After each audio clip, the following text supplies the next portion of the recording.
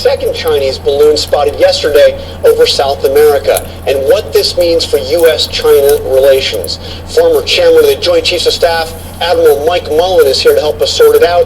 But first, we are joined by the Vice Chairman of the Senate Intelligence Committee, Marco Rubio. Senator Rubio, thank you for joining us. We're hearing the reaction from China now to the shooting down of this balloon. Their spokesperson has said that this was, of course, simply an accident, a weather balloon that veered off course. But then they said this: for the United States to insist on using armed force is clearly an excessive reaction that seriously violates international convention. China will resolutely defend the legitimate rights and interests of the enterprise involved and retains the right to respond further. So what do you make of that? It sounds like they are threatening, or at least suggesting, some sort of retaliation for the taking down of this balloon. Well, I can assure you that if we fly a balloon over China, they're going to shoot it down, and probably a lot sooner than we did. But I think there's an important thing to understand is, look, there's intelligence value to what this balloon did. That's why they have them. That's why they've used them. And we'll learn more about that here in the days to come, especially as we're briefed on it. But there's a symbolic issue at play here. This is not a coincidence that this thing traversed the United States over sensitive military sites, leading up to Blinken's, what was scheduled to be his visit to China.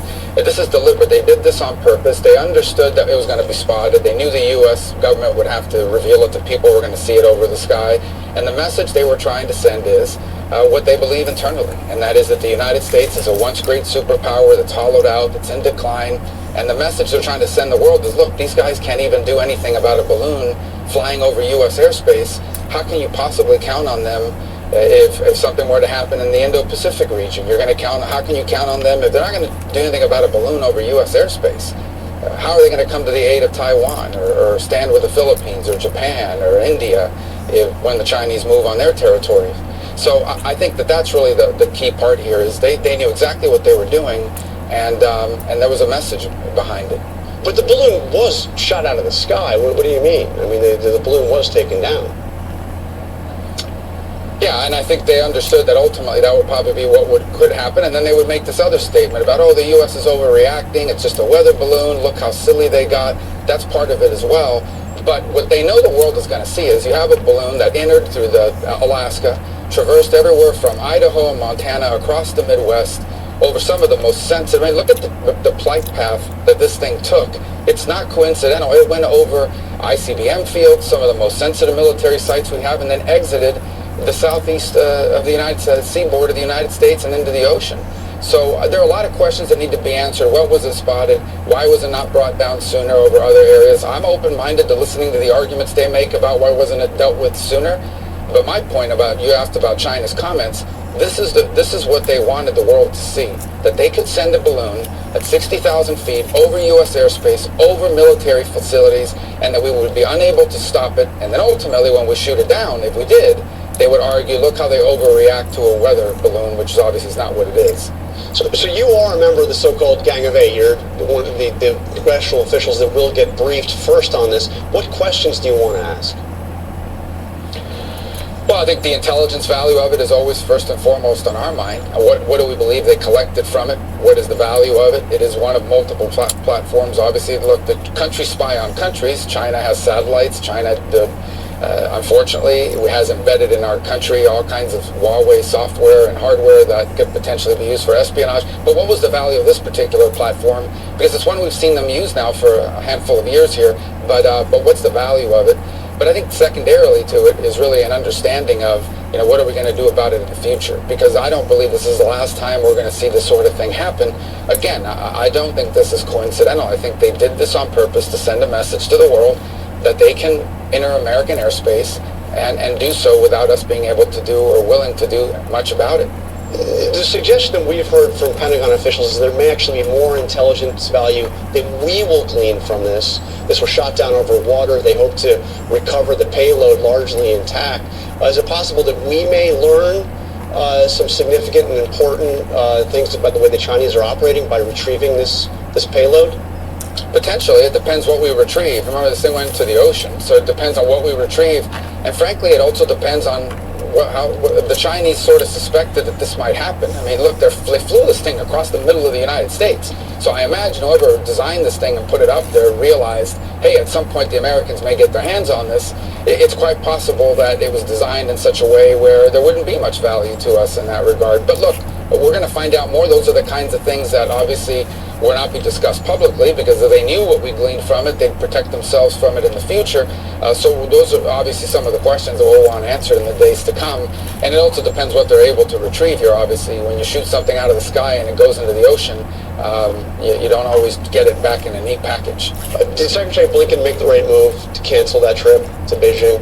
Yeah, I don't know how you could possibly make that trip happen at this point with this thing happening. But I think these two things were linked. And I think most troubling, and maybe it's not true, I hope it's not true, but there are reports in Bloomberg and other outlets that one of the reasons why the Biden administration did not disclose this balloon earlier to the American public, because it didn't want to endanger or imperil his ability to travel over there. But certainly, I think once this happened, I think there's no way he could have possibly made that trip at this stage. Senator Rubio, thank you for joining us. We really appreciate your time. Thank you.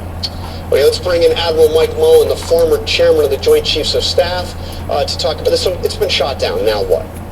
Well, I think they'll focus heavily on obviously recovering it. It's in what I understand to be about 45, 46, 47 feet of water, which is relatively shallow.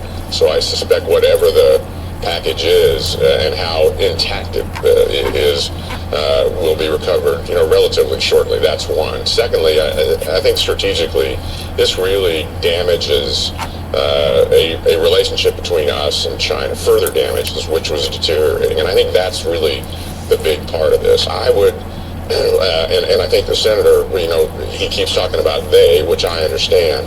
But one of the questions is whether the right hand knew what the left hand was doing inside China. And quite frankly, not dissimilar to when Bob Gates was in China about a decade ago, visiting, literally sitting with the president, where the PLA tested a stealth aircraft. And by all reports, Hu Jintao didn't know anything about it. So I think that's a big question.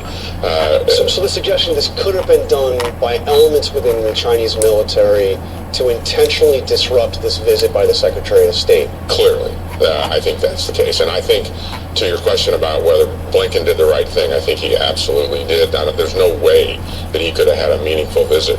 And we have a host of issues that we need to address.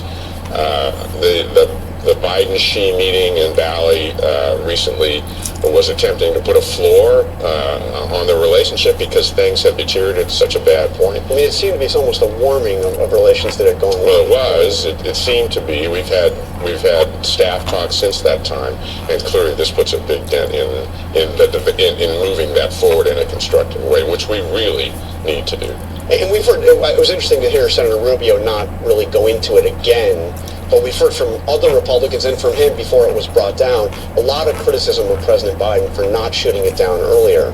What do you make of that? Well, I think, certainly what I've seen in the reports is the president made a decision on Wednesday to shoot it down and then basically turn it over to the military to pick the time and place. It's very clear to me that the intelligence value of this, from the standpoint of what it was getting, was not worth the risk of killing an American on the ground. And it's a substantial package in terms of its size, and even in the least dense areas of the country, there was that possibility, and I know that's why we waited to this point to take it down. Is it also possible that they wanted to bring it down over water because it would do less damage as it fell to the ground?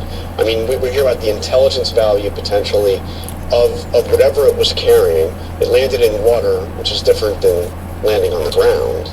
Yeah, being able to figure out exactly what's going to happen when you fire a missile into a package like that, that's pretty difficult. I think the overriding concern was not hurting any American people on the ground. All right, Admiral Mullen, thank you very much for joining us. Thanks, Jonathan. And we'll be right back after this from our ABC stations. Businesses evolve. The legal fallout over the supply chain crisis. Society evolves. The justices haven't second-guessed vaccine requirements. Law evolves. We were talking about appeals of these lower court decisions. Follow the I love that evolution from here. Asking the Sixth Circuit to send it to another circuit, it seems to me like a fool's errand. Bloomberg Law with June Grosso. Weeknights at 10 Eastern on Bloomberg Radio, the Bloomberg Business app, and BloombergRadio.com. Now your 3-day weather forecast on Bloomberg 99.1. Becoming partly cloudy across the district tonight and a low getting down towards 35 degrees. Partly sunny, breezy, and a high up near 55 degrees tomorrow.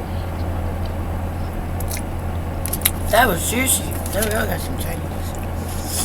Yeah, juicy. Keep it on the radio. Yeah, it's